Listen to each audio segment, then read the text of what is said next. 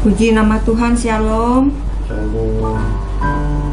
Bapak Ibu yang terkasih dalam Tuhan, mari sama-sama kita persiapkan diri kita untuk masuk ke hadirat Tuhan, dan kita sama-sama berdoa.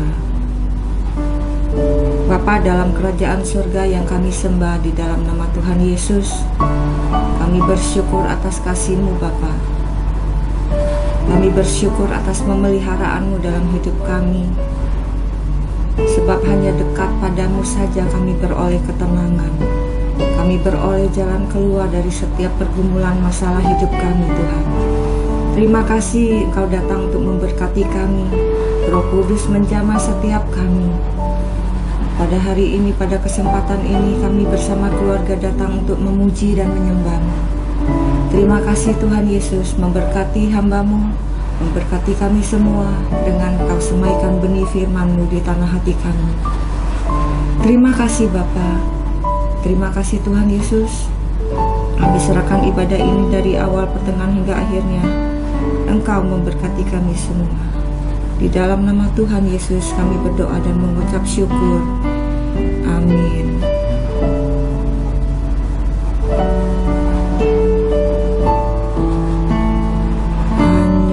Dekat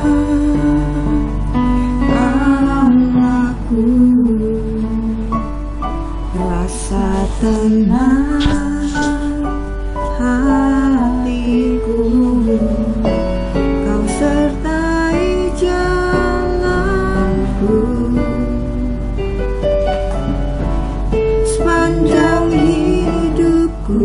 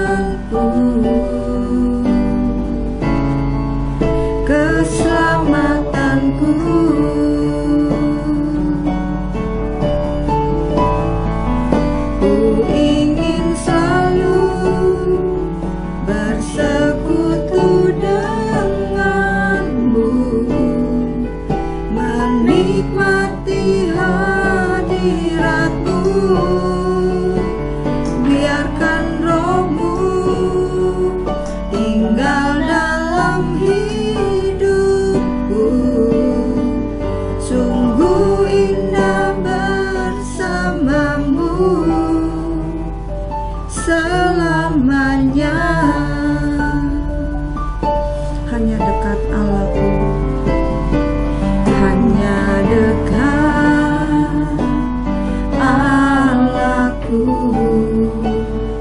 rasa tenang hatiku.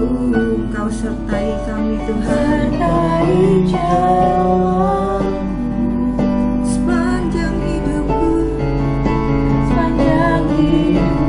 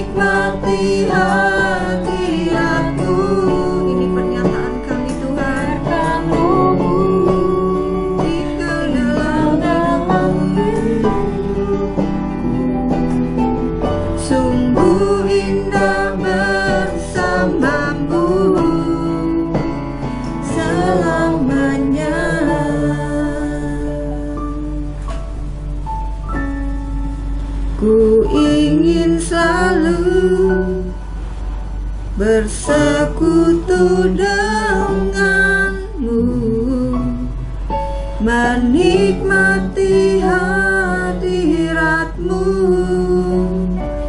Biarkan rohmu tinggal dalam hidupku. Sungguh indah bersamamu. Ingin selalu bersekutu denganmu,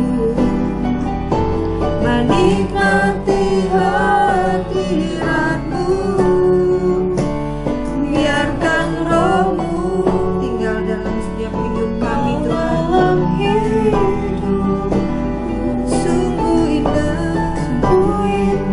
bersamamu selamanya. Sungguh indah bersamamu selamanya. Sungguh indah Tuhan. Sungguh indah bersamamu selamanya.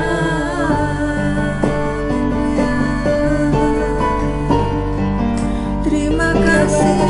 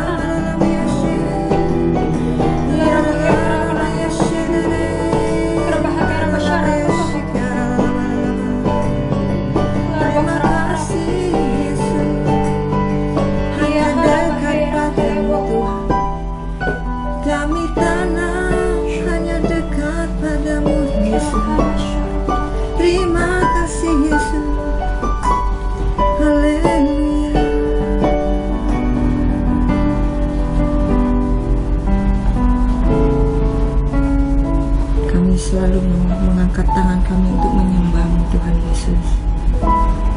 Sebab tiada Allah yang seperti Engkau, Tuhan Yesus. Tiada Tuhan yang seperti Engkau.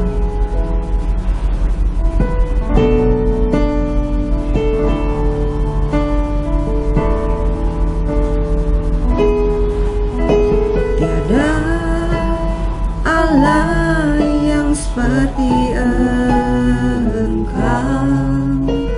tiada Tuhan seperti-Mu. Ku sembah Kau di tempat kudus. Tiada Tuhan seperti-Mu. Kau yang ku sembah, hidupku, Kau yang mengerti segala jalanku, Kau yang ku sembah, Yesus. Ku serahkan hatiku demi nama-Mu, Kau yang ku sembah, Kaulah hidupku, Kau yang mengerti segala jalanku, Kau yang ku sembah, Yesus. Ku serahkan hidupku. Terima kasih Tuhan Yesus. Tiada Allah yang seperti Engkau. Tiada Allah yang seperti Engkau. Tiada Tuhan seperti-Mu. Kami sembah Kau di tempat kudus Tuhan. Sembah Kau di tempat kudus. Tiada Tuhan seperti-Mu. Kau yang ku sembah, Kaulah hidupku.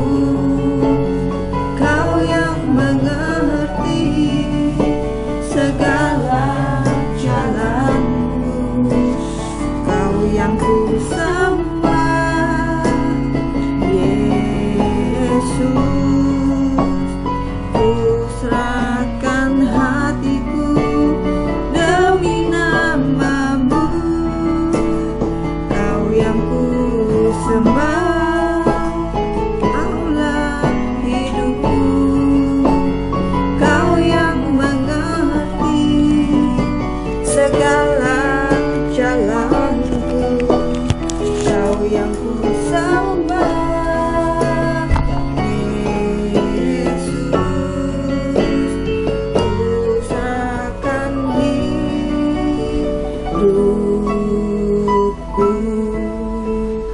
Ku Serahkan hidupku, ku serahkan hidupku.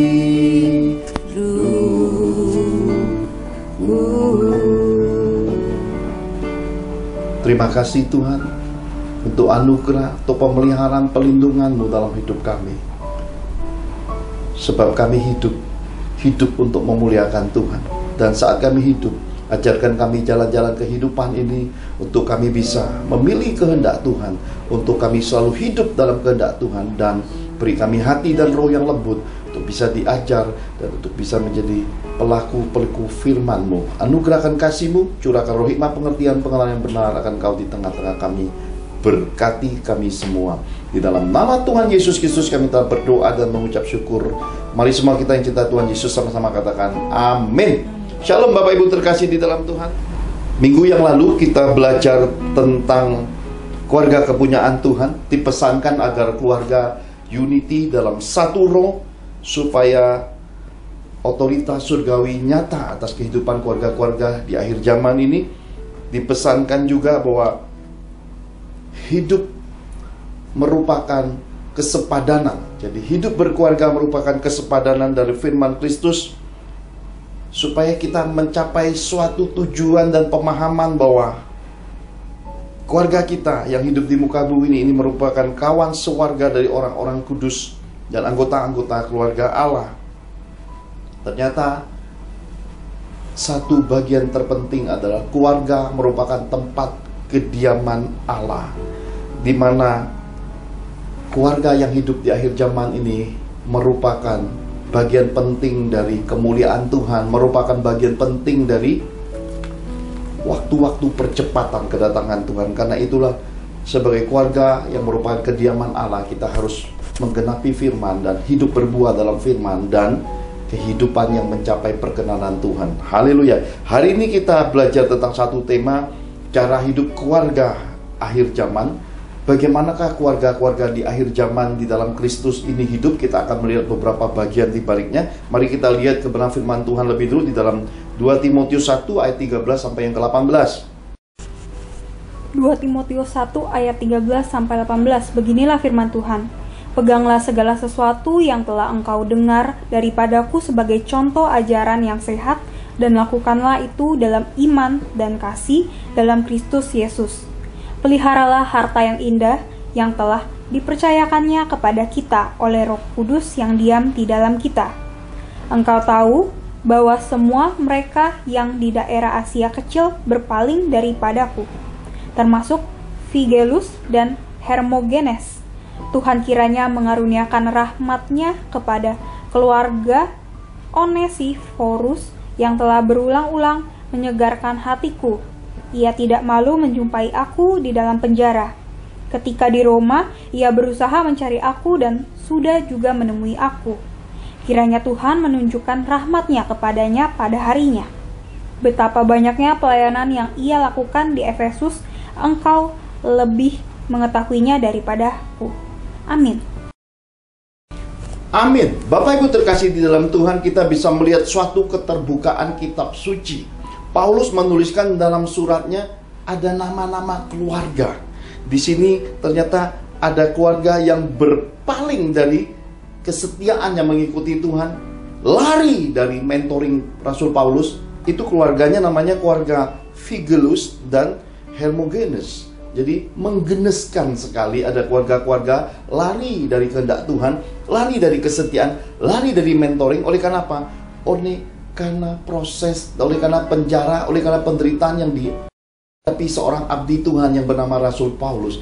Jadi kehidupan ini ternyata membentuk suatu keterbukaan dalam kitab suci. Bahkan dikatakan ada satu keluarga yang sangat dihargai, dikasihi, dan diacungkan jempol oleh Rasul Paulus yang bernama keluarga Onesiforus, saudara. Kenapa? Di tengah penderitaan, proses, dan hal-hal yang tidak menyenangkan dialami seorang abdi Tuhan yang bernama Rasul Paulus ini, ternyata keluarga Onesiforus ini membawa kesegaran bagi hati seorang Rasul Paulus. Paulus masuk penjara, mereka datang menjumpainya. Dan ketika Paulus sedang pergi melayani, mungkin semakin jauh dari jarak waktu perjumpaan-perjumpaan yang selama ini ada, mereka berusaha mencari Rasul Paulus, berusaha menemuinya. Dan betapa banyaknya dukungan keluarga ini kepada Rasul Paulus. Ini membuat suatu wawasan, ini membuka suatu keterbukaan bahwa di akhir zaman ini ternyata bukan satu orang, tapi satu keluarga akan memilih. Sebagaimana tahun ini sudah 9 hari kita masuki tahun Pedalet, ada pintu-pintu terbuka, ada pintu pengabdian, ada pintu ketidaksetiaan, ada pintu penyangkalan, ada banyak pintu terbuka dari Tuhan untuk keluarga-keluarga yang hidup di akhir zaman ini. Pintu mana yang dimasuki engkau beserta keluargamu? Mari kita lihat beberapa bagian pintu-pintu ini supaya kita bisa melihat keberadaan keluarga kita, keberadaan hidup pribadi kita. Hari ini kita ada di mana sih sebenarnya? Karena seringkali dalam kekristenan ini istrinya rohani sekali ya. Bahkan saking rohaninya sudah sampai rohana, sudah di awan kakinya, nggak nginjek bumi lagi. Hingga ada banyak suami-suami susah untuk bertobat. Kenapa? Melihat hal rohani tidak sejalan dengan kehidupan berkeluarga sehari-hari, sehingga banyak suami tersandung oleh kelakuan istrinya. Sedangkan kitab suci pesankan seorang istri harus dengan lemah lembut ya. Seorang istri ini memenangkan suaminya dengan tingkah laku, dengan attitude-nya, bukan dengan perkataan dan pengetahuan rohaninya, hingga membuat banyak suami merasa dihakimi dan akhirnya mereka pilih untuk menjauh dari hal-hal rohani dalam hidupnya. Demikian juga ada suami-suami yang keras sekali membawa kekristenan hidupnya ini dalam suatu keadaan keluarganya terpaksa mengikuti Tuhan. Kenapa? Karena disiplin yang diterapkannya membuat keluarganya itu sulit mengikutinya. Kenapa? Karena background dari seorang papa, background dari seorang suami ini ternyata hidupnya susah. Dan hari ini dia memberi banyak kenyamanan bagi istri dan anak-anaknya, sehingga dunianya bertolak belakang. Dia bangun hidupnya dari masa kecilnya dalam kesusahan dengan disiplin. Ketika dia coba disiplinkan istri dan anak-anaknya, ya ini terjadi gap. Ini terjadi suatu perbedaan hidup yang tidak bisa menyatu. Kenapa? Karena dia bangun pagi, karena dia berjalan di dalam penderitaan hidup untuk mengejar apa yang disebut keberhasilan, kesuksesan, sementara istri anaknya tidurnya bangun siang, ya rezekinya dipatok ayam. Kenapa? Karena nggak pernah bangun pagi, nggak pernah saat teduh. Ketika coba didisiplinkan, ini terjadi gap. ada banyak keluarga yang tidak sepadan, ada banyak keluarga yang tidak seimbang. Oleh karena apa? Oleh karena mereka belum memasuki proses kesadaran. Kesadaran harus mewarnai kehidupan berkeluarga.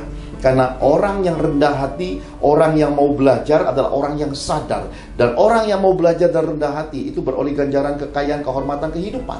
Ini kitab suci patenkan. Jadi keluarga harus belajar memiliki satu unity dalam roh. Sebagaimana minggu lalu kita terima pesan dari Tuhan, kayak unity dalam satu roh ini membuat otoritas Tuhan tercurah. Dan sebagai tempat kediaman Allah, keluarga ini jadi saksi dan jadi panutan, jadi teladan bagi banyak orang yang hidup di muka bumi ini.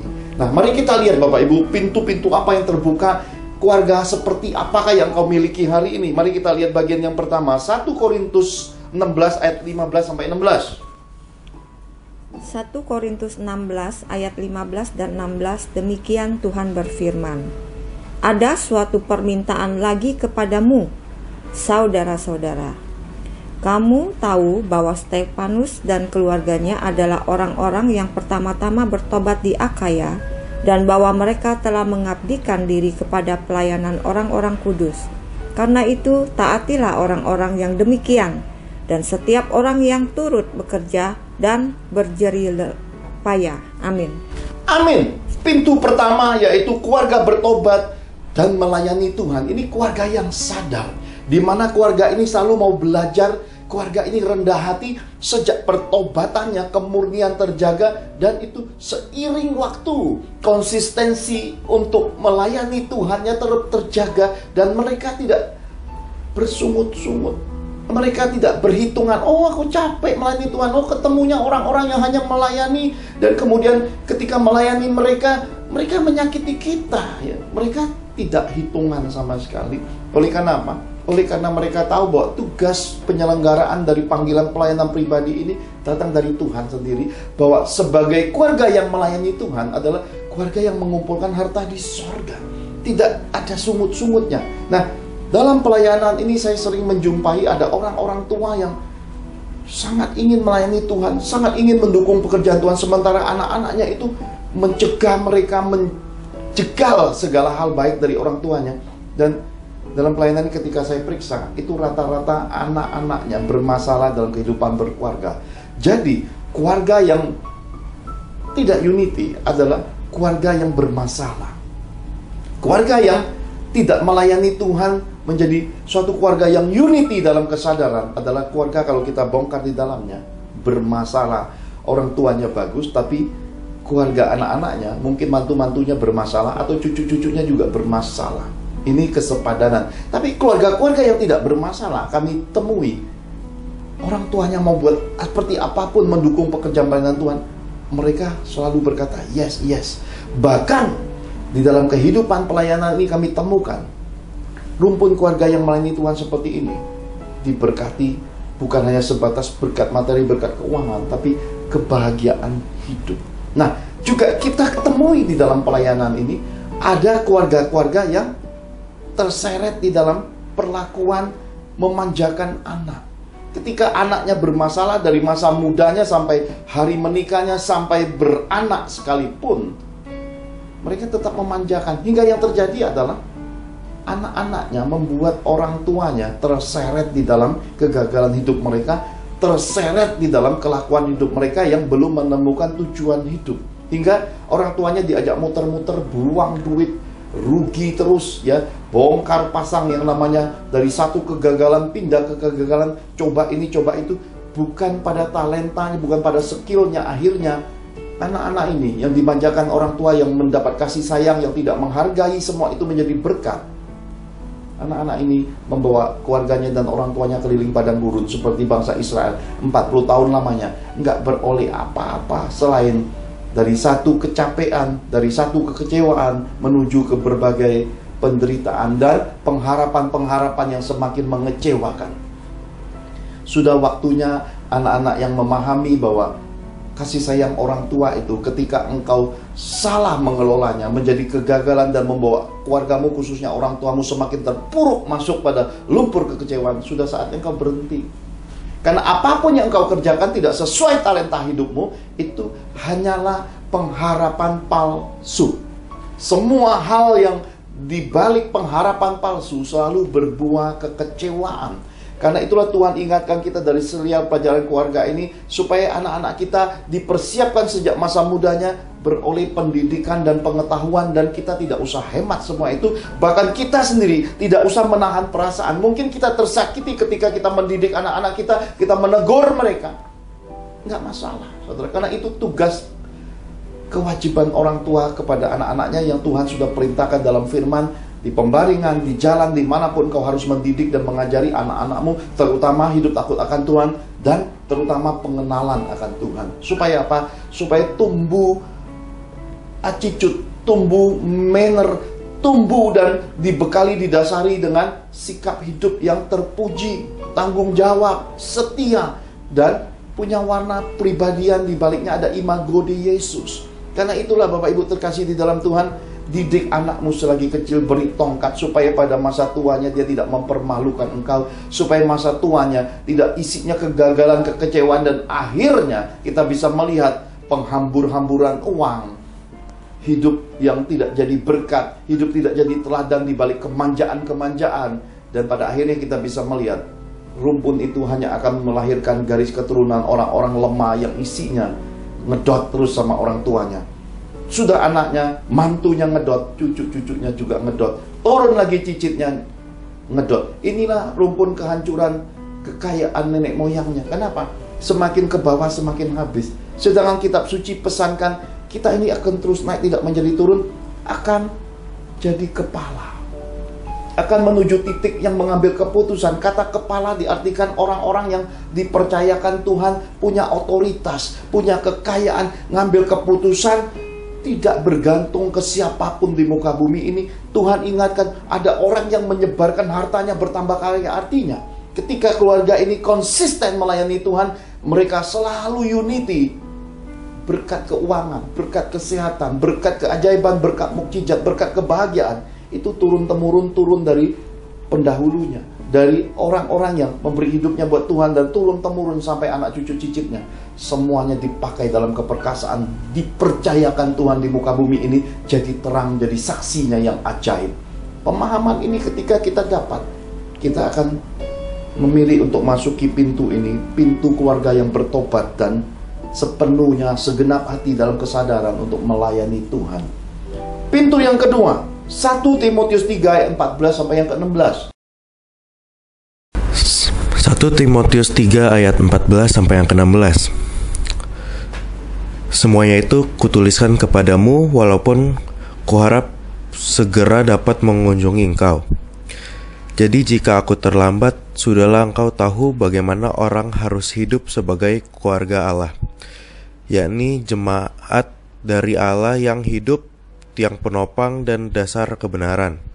Dan sesungguhnya agunglah rahasia ibadah kita, Dia yang telah menyatakan dirinya dalam rupa manusia, dibenarkan dalam roh, yang menampakkan dirinya kepada malaikat-malaikat, diberitakan di antara bangsa-bangsa yang tidak mengenal Allah, yang dipercayai di dunia, di dalam dunia, diangkat dalam kemuliaan.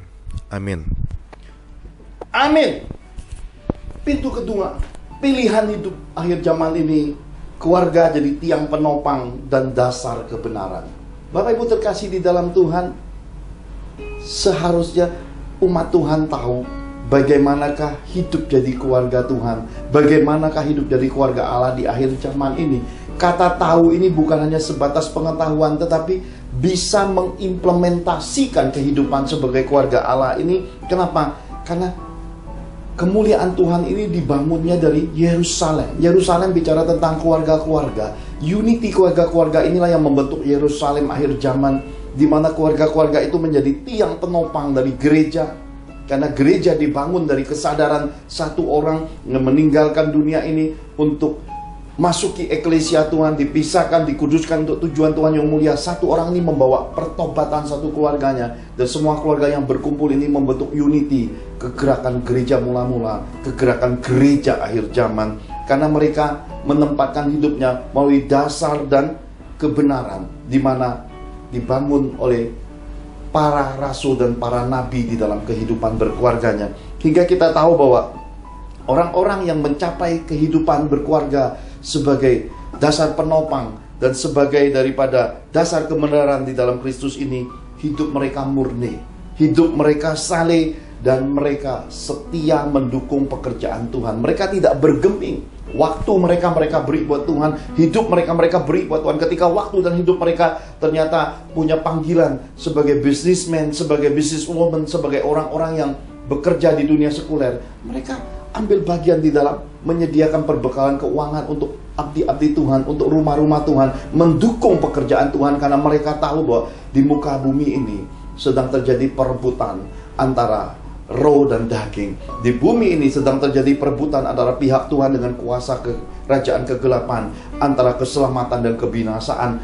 Mereka tahu bahwa investasi mengumpulkan harta di sorga ini harus diberikan dalam dimensi apapun yang ada pada hidupmu, yang ada pada keluargamu, supaya bagian-bagian ini selepas kita nanti di akhir zaman, di hari penghakiman Kristus nanti, semua itu berbalik dalam hidup kita jadi berkat, jadi penghargaan dari Tuhan. Karena itulah keluarga-keluarga yang seperti ini sungguh akan dipakai Tuhan di akhir zaman ini. Keluarga-keluarga yang memang kelihatan, nampak jelas Tuhan nyata. Semua hal-hal yang terjadi dalam hidup mereka, sekalipun mereka jatuh tergeletak, sekalipun mereka mengalami mungkin bencana kecelakaan, bencana penyakit, mungkin mengalami keadaan krisis, tangan Tuhan menolong, karena penyertaan Tuhan itu jelas. Semua tokoh kitab suci menyatakan hal itu. Mereka pernah menghadapi masa kelaparan, masa kesusahan, masa kekeringan. Tuhan menyertai mereka di tengah masa-masa kesulitan. Tanda-tanda ini jelas ada ketika seluruh dunia dalam kesulitan. Orang-orang yang hidup berkenan, keluarga-keluarga yang hidup berkenan kepada Tuhan ini diangkat dalam kelimpahan. Bahkan kelimpahan mereka tidak makan sendiri, mereka salurkan kembali untuk memberkati saudara-saudara seimannya, untuk memberkati orang-orang, untuk memberkati sesamanya. Mereka tahu hidup di dalam Kristus ini, perbuatan kasih itu terpenting. Karena itulah kesadaran ini harus dimiliki umat Tuhan, harus dimiliki gereja-gereja Tuhan, bahwa hidup di muka bumi ini adalah hidup untuk memutar roda kasih Yesus, hidup untuk melakukan perbuatan-perbuatan yang memuliakan Tuhan, hidup untuk memutari roda kebaikan, di mana berkat-berkat keuangan, berkat-berkat kehidupan, berkat-berkat pengetahuan, berkat-berkat hidup keteladanan, berkat-berkat hidup berkeluarga ini mesti disalurkan bagi banyak umat, bagi banyak orang, hingga seisi dunia ini terang Tuhan memancar, hingga percepatan kedatangan Tuhan Yesus itu nyata di muka bumi. Dan bagian ketiga, bagian terakhir ini akan membagi 4 area, karena bagian ketiga ini ada 2 pintu di baliknya. Kita lihat dalam satu kesatuan firman, 2 Timotius 1 ayat 13 sampai yang ke-18. 2 Timotius 1 ayat 13 sampai 18. Beginilah firman Tuhan. Peganglah segala sesuatu yang telah engkau dengar daripadaku sebagai contoh ajaran yang sehat, dan lakukanlah itu di dalam iman dan kasih dalam Kristus Yesus. Peliharalah harta yang indah yang telah dipercayakannya kepada kita oleh Roh Kudus yang diam di dalam kita. Engkau tahu bahwa semua mereka yang di daerah Asia kecil berpaling daripadaku, termasuk Figelus dan Hermogenes. Tuhan kiranya mengaruniakan rahmat-Nya kepada keluarga Onesiphorus yang telah berulang-ulang menyegarkan hatiku. Ia tidak malu menjumpai aku di dalam penjara. Ketika di Roma, ia berusaha mencari aku dan sudah juga menemui aku. Kiranya Tuhan menunjukkan rahmat-Nya kepadanya pada harinya. Betapa banyaknya pelayanan yang ia lakukan di Efesus, engkau lebih mengetahuinya daripada aku. Amin. Amin. Bapak Ibu terkasih di dalam Tuhan, Roh menuntun kita mengulang lagi untuk mendengar pesan yang awal. Kenapa? Karena setelah kita melihat ada pintu keluarga bertobat melayani Tuhan, kemudian ada pintu di mana keluarga jadi tiang penopang dan dasar kebenaran, ternyata ada pintu ketiga yang kembali ke firman awal tadi, bahwa dikatakan ada keluarga yang berkomitmen dan setia. Berkeluarga dalam dimensi komitmen setia ini adalah keluarga yang tidak bisa digeser, tidak bisa digoda, tidak bisa dijerat dengan apapun juga. Kenapa? Karena mereka bisa menangkap, memahami, dan mempraktekkan, mengimplementasikan semua hal rohani yang diajarkan. Berarti ini adalah keluarga yang benar-benar punya pengetahuan dan punya perbuatan. Mereka mengenal mentornya. Rasul Paulus ketika mengajarkan mereka, itu mendalam masuk dalam hidup mereka. Mereka mengecap kebaikan Tuhan. Mereka mengalami Tuhan. Mereka punya pengalaman pribadi dengan Tuhan. Ingat, mereka tidak goyah. Apapun yang terjadi pada Rasul Paulus membuat mereka bertahan. Mereka setia karena mereka berkomitmen. Karena mereka tahu bahwa Rasul Paulus adalah abdi Tuhan yang benar murni. Dan segala hal buruk yang terjadi merupakan penderitaan di balik kemuliaan melayani Tuhan. Jadi mereka tidak hidup terjebak pada hal lahiriah, tidak terjebak dengan penilaian penghakiman banyak orang terhadap Rasul Paulus, karena mereka mengenal Rasul Paulus secara pribadi. Pesan inilah yang penting. Bobot bibit-bebet daripada mentor rohani, keluarga-keluarga yang dimentoring mesti punya pengenalan yang dekat, pengenalan yang mendalam, hingga Kristus yang mengikat mereka di dalam tali kasih, dalam tali mentoring ini. Keadaan ini ternyata mengalirkan kesadaran, mengalirkan pengetahuan yang menjadi perbuatan, dan perbuatan yang berbuah. Keadaan ini membuat keluarga-keluarga ini tetap setia dan berkomitmen. Mereka tidak terpengaruh imannya oleh hal-hal yang terjadi di balik kehidupan mentor rohaninya yang diserang setan.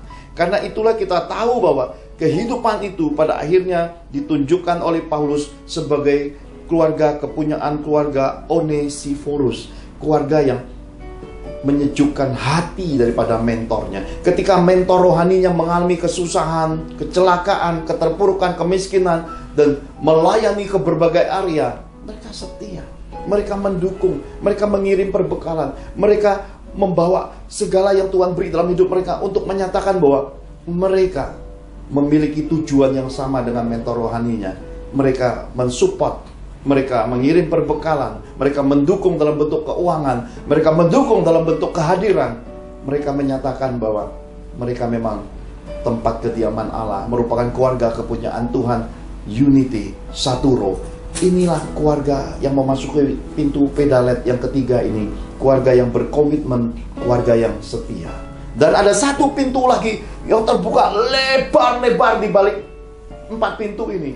Karena 3 pintu tadi, yang pertama pintu yang tadi kita sudah ketahui tadi, pintu keluarga bertobat dan melayani Tuhan, keluarga jadi tiang dan penopang dan dasar kebenaran, dan keluarga daripada pintu yang berkomitmen dan setia ini, pintunya kecil, jalannya sempit, dan sedikit orang bisa mencapai itu. Ada satu pintu lagi besar sekali ukurannya, melebihi 3 pintu ini, jalannya lebar sekali. Dan ini menuju satu titik daripada keluarga yang tidak setia.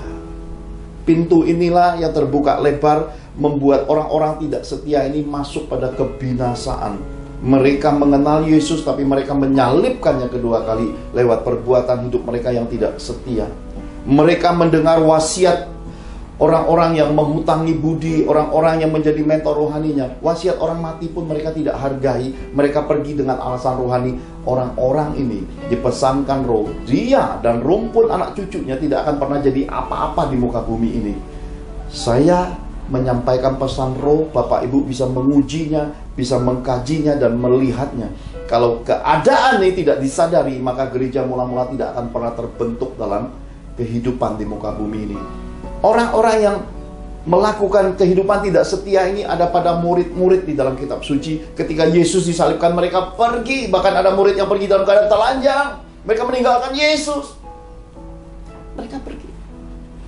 Ini semua orang-orang tidak setia pergi. Ada banyak umat Tuhan, ada banyak hamba-hamba Tuhan tidak setia pergi. Pergi mengejar popularitas, pergi mengejar uang, pergi dengan membawa kelimpahannya, pergi dengan membawa kesombongan dan sungut-sungutnya, pergi dengan menebarkan penghakiman. Mereka pergi dengan apapun alasannya.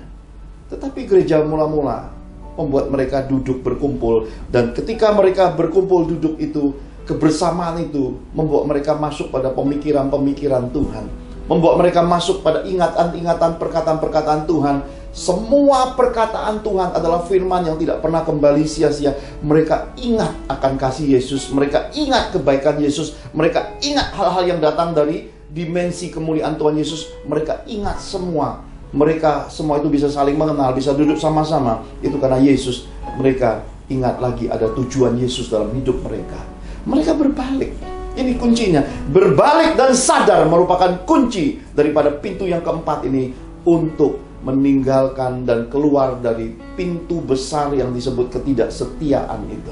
Karena ketika engkau masuki, hancur hidupmu, hancur garis keturunanmu, hancur semua masa depanmu. Apapun yang kau kerjakan pasti ada belalang kuncupnya. Apapun yang kau kerjakan pasti dihancurkan setan, karena celah ketidaksetiaan ini tidak ada yang bisa membela engkau. Oleh karena itu, sadarilah ketika murid-murid generasi pertama masuki kesadaran ini, mereka memberi dirinya untuk berjumpa kembali dengan Yesus. Mereka membawa dirinya untuk berbalik.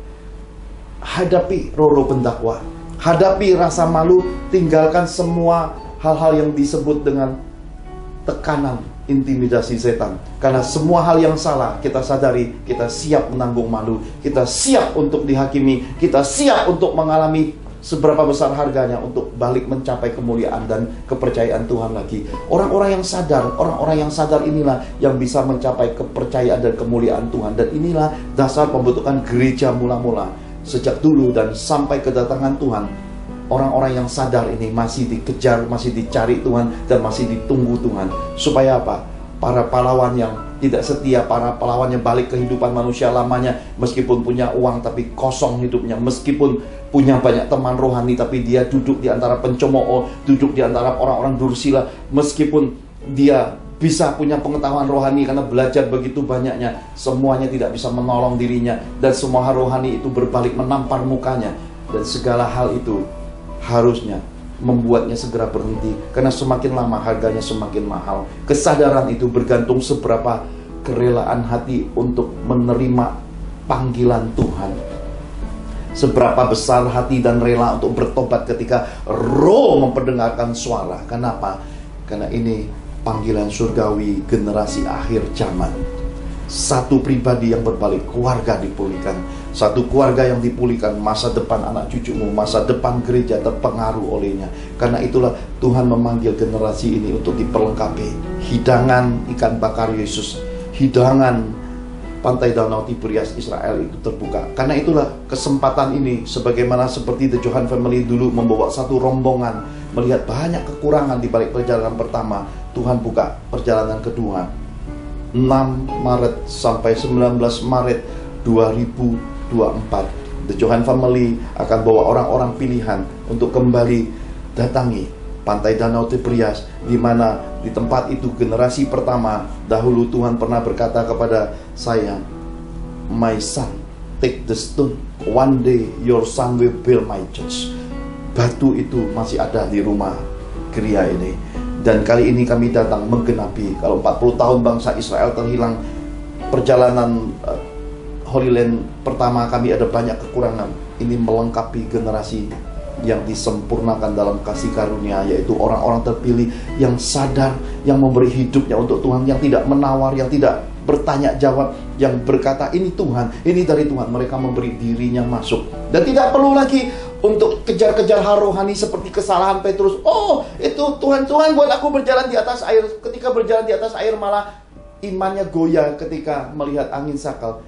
Tuhan kejar Simon Petrus yang tidak perlu lagi pakai baju, langsung menyelam dan memberi hidupnya untuk Yesus. Dan punya kesadaran ketika dia hendak meninggalkan Roma, ditanya, "Engkau mau pergi kemana?" Ditanya, "Mau kemana engkau Tuhan?" Dan Tuhan itu berkata, "Aku mau balik ke Roma lagi untuk disalibkan kedua kali." Yesus ingin keluarga-keluarga yang mencapai kesadaran. Tinggalkan ketidaksetiaan, tinggalkan perhitungan duniawimu, tinggalkan persisilan rohanimu, tinggalkan semua hal yang engkau ukur, yang engkau buat, yang sebenarnya yang tidak ada dasar tanpa pengetahuan apapun. Dan ketika engkau buka dirimu, engkau bisa melihat umurmu dengan perdebatan rohani tidak sebanding. Karena itu ukurlah kehidupan kekristenan ini menurut buah. Iman yang berbuah, kasih yang jadi perbuatan, dan buah-buah perbuatan hidupmu itu diukur dari keluargamu, dari dirimu sendiri, dari keluarga besarmu, dari orang-orang sekitarmu. Apakah engkau sudah berbuah jadi kemanisan, dan Tuhan dipermuliakan dari buah dan kemanisan hidupmu. Haleluya. Ternyata pesan-pesan keluarga akhir zaman ini, pintu pedalet ini sudah semakin terbuka, dan Tuhan semakin menyatakan isi hatinya untuk kita mulai memilih. Hai istri-istri, tinggalkan segala kesombongan rohani. Raih suami mempunyai keinginan, dia ingin masuk pintu Tuhan, dan engkau harus merelakan dirimu meninggalkan semua. Karena ketika engkau terikat, engkau mempertahankan semua kerohanianmu, sedangkan suamimu ingin menapak satu pilihan pintu baru dari Tuhan, engkau halangi, maka engkau sedang menyeret keluargamu masuk pada perputaran padang gurun 40 tahun lagi. Hai suami-suami, ketika engkau melihat istri anak-anakmu ingin berubah, biarkan mereka berubah. Dan ketika Tuhan berkata, mundurlah, jangan diurusi lagi, tinggalkan semua, letakkan semua di dalam doa. Biarkan istri dan anak-anakmu dewasa, dan Tuhan yang akan mendewasakan mereka. Tapi Pak Pendeta, kalau didikan Tuhan berat, seberat apapun didikan Tuhan, dia Bapak yang baik. Meskipun mengalami hal yang mengerikan, yang penting nyawanya masih ada. Selama nyawanya masih ada, kesempatan hidup masih terbuka, pertobatan masih ada. Sedikit waktu cukup bagi Tuhan untuk dia mencapai semua yang terlambat, semua yang terhilang. Kenapa? Karena pendidikan Tuhan tidak pernah gagal. Hai hamba-hamba, ketika engkau sudah mengalami segala keterpurukan, kehancuran dan dosa, dan membuat engkau terhilang dari dunia, jangan kau tutup dirimu dan masuk penjara iblis dengan keadaan pilihanmu. Keluar, tinggalkan semua itu. Tapi malu Pak Pendeta, malu masuk neraka. Lebih baik malu dan masuk, responi panggilan Tuhan untuk ambil kesempatan di sisa hidup. Karena itu panggilan Tuhan ini masih diperdengarkan di tahun pedalet ini. Mari sama-sama kita meresponi yang Tuhan kehendaki ini, mencapai 3 pintu yang ternyata jalannya kecil, pintunya sesak itu, untuk kita masuki, mencapai kehidupan berkeluarga yang sesuai dengan kehendak Tuhan. Hidup di bumi seperti di sorga, hidup berkeluarga yang mengumpulkan kekayaan di sorga, hidup satu rumpun keluarga yang menggenapi kitab suci. Haleluya. Mari kita akhiri ibadah ini. Pastor William Seret akan tutup di dalam doa untuk kita menerima berkat-berkat Bapa Surgawi. Mari kita angkat kedua tangan kita di hadapan Tuhan. Bapak Ibu terkasih dalam Kristus, baru saja kita dicerahkan serial pelajaran keluarga part 20 tentang pilihan hidup keluarga akhir zaman. Tuhan pesankan bahwa ada 4 pilihan hidup berkeluarga di akhir zaman. 1. Keluarga yang bertobat dan setia melayani Tuhan, di mentoring abdi Tuhan yang hidupnya berintegritas. 2. Keluarga jadi tiang penopang dan dasar kebenaran Tuhan. Keluarga yang setia mendukung pekerjaan Tuhan. 3. Keluarga yang berintegritas dan tahu secara tepat kebenaran hidup dari Tuhan, setia dan menjagai kemurnian hidup mereka. 4. Keluarga yang mencari untung di balik pelayanan, tidak setia dan suka cari enak sendiri sehingga mulutnya penuh sungut-sungut dan selalu membandingkan hidup hamba-hamba Tuhan. Hidup berkeluarga seperti ini dapat disamakan dengan ular. Sebagaimana banyak mereka ganti kulit dan seberapa banyak mereka pindah-pindah ke arah gemerlap gereja duniawi, maka hanya akan memperbesar kejahatan hidupnya. Mari kita akhiri ibadah ini dengan doa sepakat untuk menerima Tuhan Yesus dan menerima berkat-berkat Bapa Surgawi. Mari kita angkat kedua tangan kita di hadiratnya. Dalam nama Tuhan Yesus Kristus, terbukalah tingkap-tingkap langit, dicurahkan Tuhan bagi kita benih-benih kehidupan. Kita dilindunginya, jauh dari penyakit, mara bahaya, dan jauh dari bencana kematian. Kita dipeliharanya, kita diberkatinya, semua janji Tuhan atas hidup kita dipenuhi. Lumbung-lumbung perbekalan kita diisi penuh dengan kebaikan, kemurahan, dan berbagai berkat kehidupan. Berangkas dan kita diisi Tuhan penuh berlimpah. Kita hidup sehat dan bahagia. Kita terima semua berkat Bapa Surgawi ini, dan nama Tuhan Yesus Kristus sama-sama kita katakan amin. Amin. Tuhan Yesus memberkati.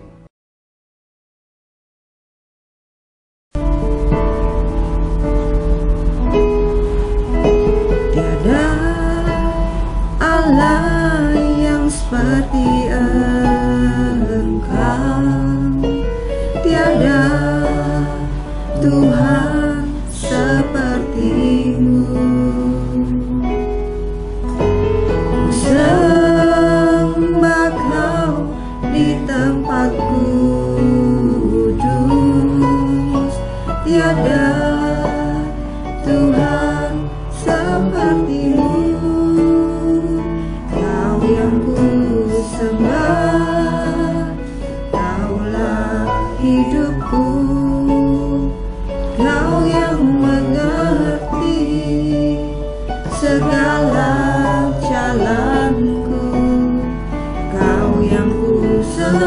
sembah. Yesus,